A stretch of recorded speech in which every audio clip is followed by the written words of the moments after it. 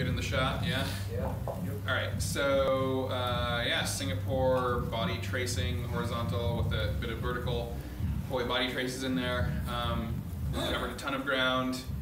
A fair amount of it does kind of review some of the other videos we put out, but let's try to get it all together in this particular workshop. We started out with just reviewing archer weaves, which is taking a normal weave, stepping back into more of a fencer's stance so that one arm is outstretched, the other one is weaving more around the armpit and shoulder. It helps if you turn your torso to move the arm from side to side, which creates more space so that this one can weave the shoulder and armpit more comfortably. From here, we can start tracing. A lot of people have maybe played with this sort of thing where like you can switch stances, switch which one is traced in. We actually focus more on tracing the arm without switching stances. So here it is. This is an anti-trace, and we'll cover what that is in a moment. Still doing 3-beat weave, but it's tracing along the arm kind of contrary to the poi motion. This is the one a lot of people find this naturally, but what we actually played with was the antithesis of that, was a pro-spin or in-spin trace. So from a forwards weave, I'm basically starting on top of the armpit, and in one circle, from over to under, tracing out and back, resetting out and back. So that's very much like an extension or a linear extension. The other flavor is actually to do a bit of isolation. So I'm actually poking the poi head down, isolating around, poking the poi head up, isolating around.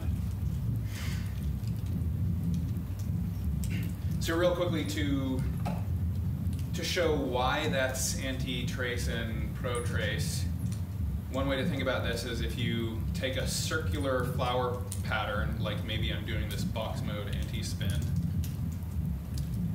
If I take the circular hand path and flatten that down so that it's a very thin oval just around my arm, it seems very linear, but it's still a flower, it's just a flattened flower. So if you actually look for that,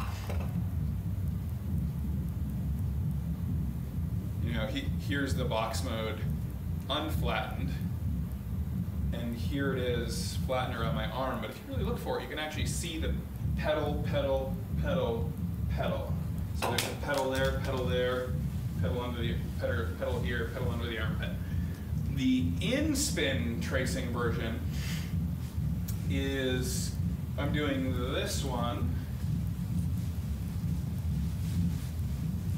That's actually kind of like I'm doing a 2-petal in-spin with the top and bottom petal.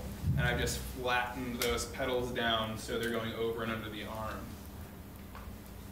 Another way to think of this too is if the poi is a wheel and it's rolling along the surface of my arm, this is going in the direction, I'm rolling in the direction the wheel is spinning, and that's an in or pro trace. But if I'm going contrary, if the wheel is grinding against the surface, that is an anti-trace. That's another way to think of those. So we started out there, but then we expanded to both sides of the body. On the home side, it's actually going to be more shoulder snakes. On the cross side, it's tracing an archer. But we focused on specifically making it through all 4 holes, all 4 zones, over the shoulder, under the armpit, over the home shoulder, under the home armpit, over the home shoulder, without leaving any out, so we get really a full framework. So we can go from, let's say we go from reverse spin here, snake to the shoulder, hop over the neck, so you're going to lean the neck back a little bit, hop over the neck, immediately back behind the shoulder, so it never really fully came in front. Then you can do your in-spin trace, pro-trace around the arm. Now you go from armpit trace around the torso to armpit, and out again. So it looks like this. Boom, boom. Boom.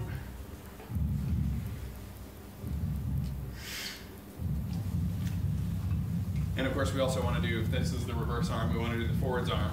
So it's going to snake into the armpit, around the torso to the other armpit. In spin, pro-trace or in spin trace, right over here to the shoulder, around the neck to the shoulder, and back. Boom, boom, boom, boom. And then we can start playing with those. We can take turns. One goes around, gets home, the other goes around, gets home, like so. And we can also start throwing in, if you know this shoulder snake thing, you can throw that in for a little extra flavor into this sort of sequence as well. Then we played with turning with it. So I think the best way to start to learn the turning is a very step-by-step thing. You're going to go, let's say we go under the armpit, under the other armpit, which means you have to get crossed up. And then you switch stance, which also switches which arm is near and far. Then unwind, unwind.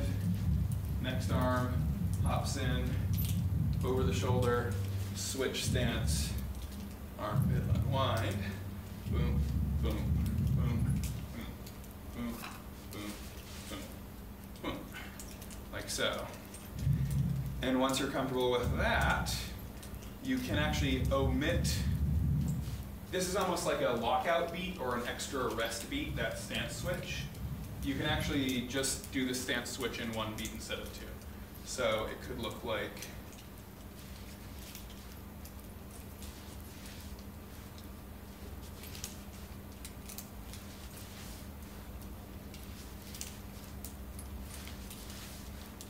that.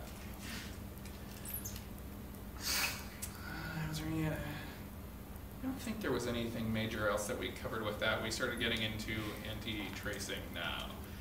Oh right, yeah, so side note, we touched on this basic plane control practice for spinning behind you, both because it's really useful for a bunch of stuff and not everybody here played with it, but also specifically because it illustrates anti-twist or anti-turn in the wrist. So when this arm is twisting up behind me, the wrist is twisting the same direction the poi is spinning. It gets awkward though when you keep the poi spinning the way it's spinning, but you start untwisting the wrist. My wrist is now twisting contrary to the way the poi is spinning. And until you've practiced that, it's going to feel weird and awkward, and you're probably going to flail around and just skip over it. But it's a really useful skill to have. And if you're going to do anti-traces with your poi, you are going to experience this weird wrist anti-twisting thing. So what does the anti-trace look like?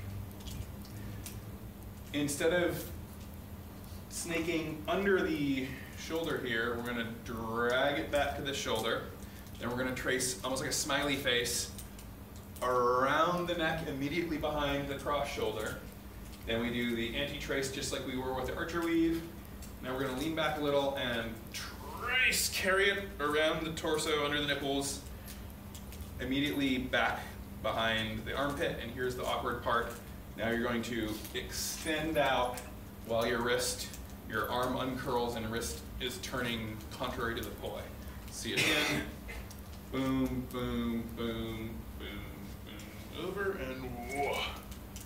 And notice how I'm kind of in this position where my body is almost turning away from it to protect my arm a little bit. Ooh, and my plane's getting really wonky. And what I do is I kind of turn my torso and unwind the arm. And that, when you get it nicely, it looks nicer, and I think it's also really sharing the load on your body and shoulder, having to twist contrary to the poi. It protects your shoulder doing this too. So we're here, and it kind of, I'm turned that way, and I turn the other way, and that helps protect the shoulder. Then reverse.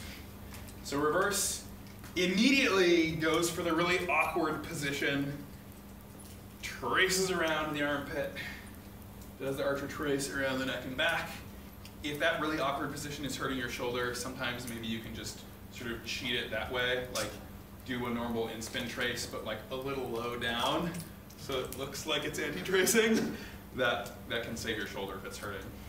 So we can do easy way, then anti-trace if you want, or you can do it the, oh god, it's so clunky. There we go, the hard way, where you have to be careful of your shoulders, like so. Then you put them together.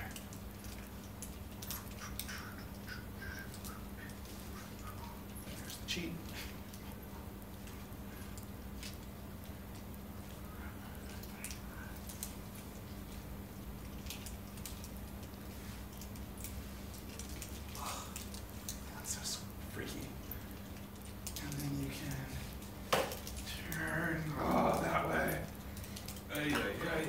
It's been a little while since I've done this one. Anyway, whatever. I've got that other video where I'm better at doing the turn. But you can also do the continuous turning anti-tracing the whole time. And then you can mix and match.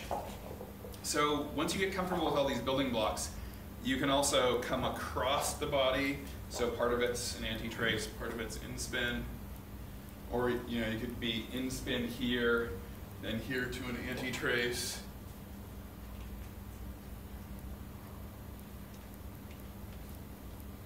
Right, so we can essentially start drawing zigzag shapes around the arms and just playing with what different flavors come up. But in order to do that easily, you have to take some time drilling the basics so you're not completely butting your head against the wall when you're trying to do all this crisscrossy stuff. One of the fun / ridiculous things that, I'm gonna switch, so, okay. That we can do is combine one anti-trace and one in-trace. The non-lit poi will be the in-trace, the anti-spin, the lit poi will be the anti-trace one. So here we are. Here's in-trace, here's anti-trace. Here they are playing, whoa, that was sloppy, together.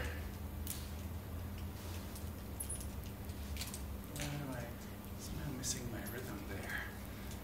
Just going on. There we go.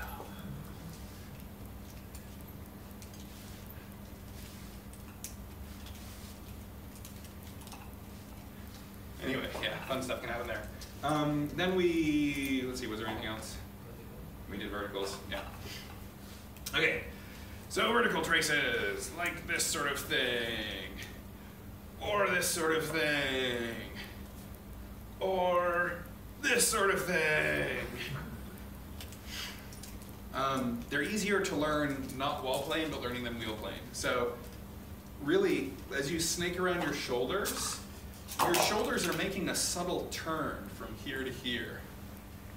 So if we exaggerate that, it's easier on the shoulders and easier to start learning. So instead of just standing here and wall playing, boom, I'm gonna turn the way my shoulders were moving. Any way you play it, it's almost just like a shoulder reel like this. So I'm just bringing, from reverse, I'm bringing both hands to the shoulders and then extending after I've turned around. So touch the shoulders, turn around, extend the arms in the other direction. Pretty much that simple. And as you get comfortable with that, you can start to add more isolation. Right now it's just sort of touch and go, boom, boom, boom. As you get comfortable with that, it can really become a little more isolated.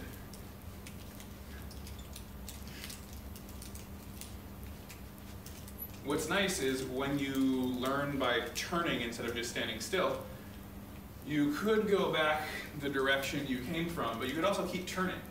It puts you in a position where you can do another trace.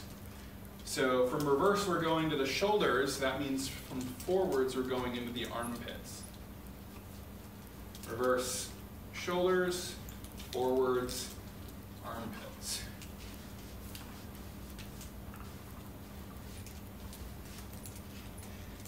The forwards one is particularly, it's kind of weird because, here, I'll show you this way. The hand that is up in the air spinning forwards, that's the direction you're going to be turning towards. As that happens, not only do you have to bring down to the armpit, if you just did that, it'll wrap around you. You're going to turn into it, run into it. So you have to trace down to your armpit and do a hip reel, push back behind you, like that. So it's actually that you flick your poi head behind, and then your body turns and catches up. So this is a case where the poi head leads, and then I follow. So it looks like this. Push behind, boom. That is, it's actually something I didn't really fully talk about. I'm going to throw this in there really quick. Whenever you isolate, whenever you have both hand and poi head movement, and that is crossing back and forth, you have a situation where you could have a hand-led or a head-led, like ISO. So if I'm doing this, I can see how I can do this crossover where my hand is always leading, dragging the poi head, or I can flick. See how I'm flicking the poi head leading first, the hand is chasing. So there are two different feelings. They're both isolations, they're both weaving back and forth, but those are two different feelings. Most people are more used to dragging. Most people are used to kind of like getting like this and coming around, where the hand leads and drags the poi after it. That's why this is tricky, because you have to take this poi head and sort of flick it at an angle behind you. It's almost like a little mini plane bend. There's a moment where you're forcing it at an angle so the poi head gets ahead of the whole game, and then you isolate after it and flatten out again, so that it doesn't stay at this angle. It's just there for a moment, just to get there, and then you've flattened out again. So that's actually what's kind of happening to get back there so clean and quick. And that's the case with all these shoulder snakes too. When you're putting them behind you, you're having to get used to how to like flick the poi heads behind you and then let your shoulders catch up. But from back to front, you're just dragging your hands and the poi heads follow. And most people don't think really consciously about that. They just sort of do it until their body's kind of doing it. But when you really consciously realize that, like, some snakes have to force the poi head to lead, and that feels a certain way. And some snakes have to drag the poi head, that feels a certain way. You can really troubleshoot it and feel into it a lot quicker what's going on. What else did we do? Weird combinations of flowers and stuff. Oh my god. Well, okay, let me quickly show you this, like, opposite direction thing that looks like the G move.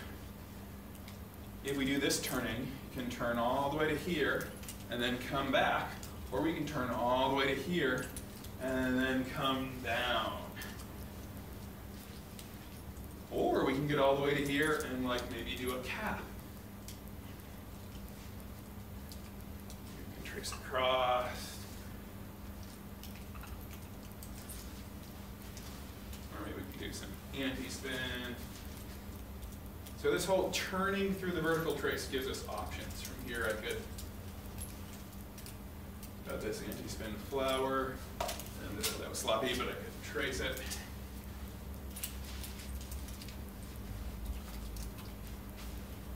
Like so.